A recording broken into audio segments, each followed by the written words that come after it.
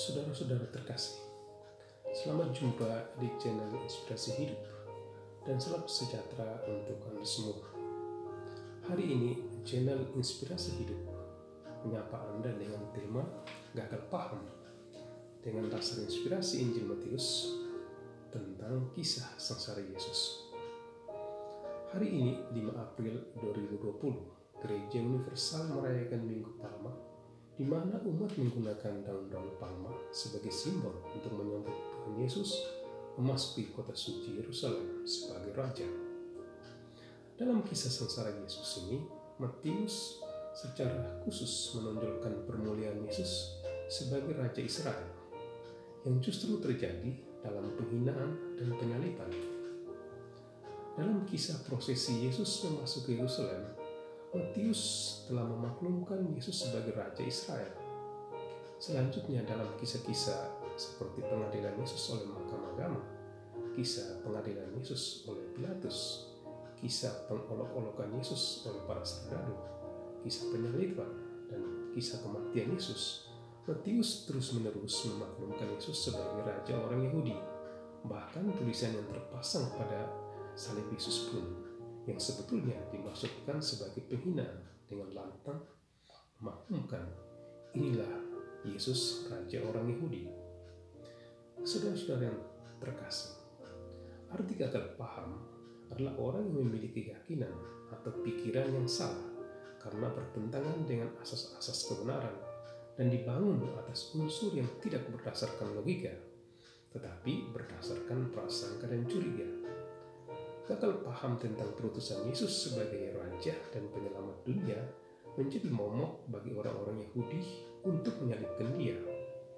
Mereka gagal memahami isi kitab suci mereka sendiri dan ramalan para nabi perjanjian lama bahwa Yesus adalah Mesias yang diutus Allah sebagai juru selamat.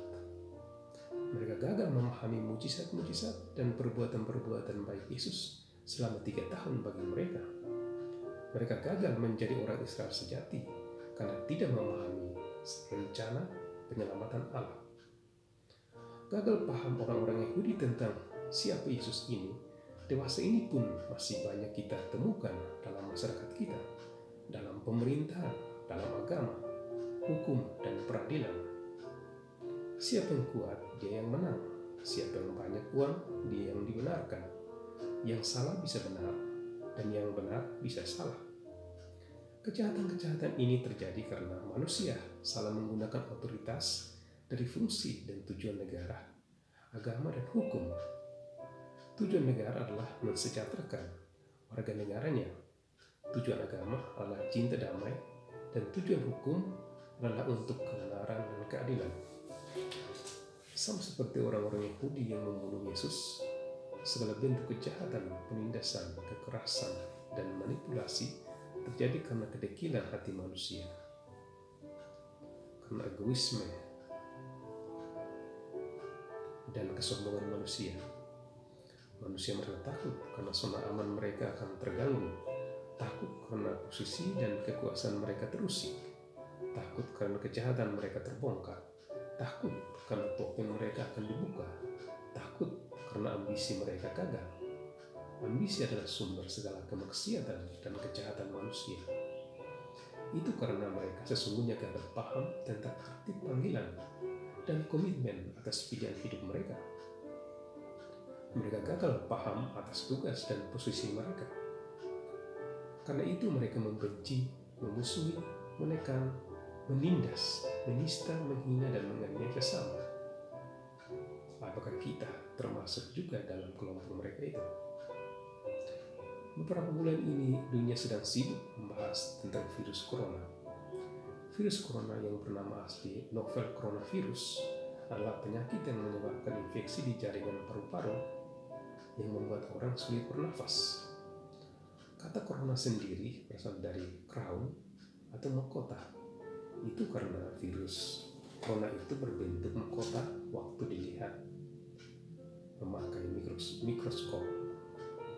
Virus corona pertama kali dideteksi pada Desember 2019 di Wuhan, China, kemudian dengan cepat menyebar ke seluruh dunia termasuk Indonesia. Jutaan orang telah telah terinfeksi dan meninggal karena virus corona. Para dokter, perawat, dan petugas medis menjadi garda terdepan melawan virus corona. Beberapa dari mereka telah meninggal karena terjangkit ketika merawat pasien corona. Mereka telah mengorbankan jiwa dan raganya ketika diserang ancaman yang mematikan itu. Mereka telah mendedikasikan hidup dan profesi mereka untuk menyelamatkan sesamanya. Mereka pantas disebut sebagai pahlawan bangsa.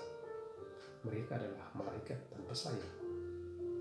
Pemerintah pun berupaya sebijaksana mungkin agar penanganan virus corona tidak berdampak buruk pada ekonomi dan kehidupan masyarakat, terutama masyarakat kecil.